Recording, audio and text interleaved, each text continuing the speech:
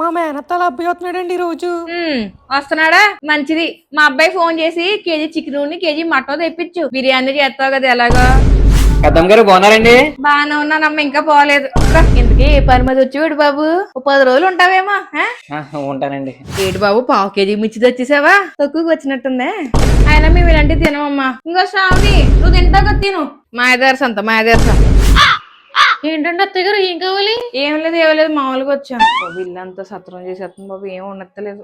ఏ బాబు తింటున్నావా? అని ఇడికెందుకు అది గ్లాసు 24 గంటలు ఇంటానే ఉంటాడు కదా, ఈ గ్లాసులు ఇవ్వాల్సింది.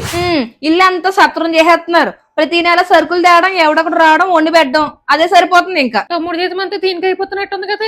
అదే కదా బాగా చెప్పావు. మొహం చూడు ఎంత వెలిగిపోతుందో. ఏ బాబు, ఇంకా నీకు 10 రోజులు అవ్వలేదా? ఇలా ప్రతి నెల మీ ఆవిడ ఆల్కేలకి వండి పెడితే మనకేం మిగులుతాయిరా? ప్రతిసారి వస్తారేటమ్మా. ఈడో ఆడో లెక్క ఎదవా. మన బంగారమే బాగుంటే ఆన్లైన్ లో అనుకునే బాధ ఏముంది.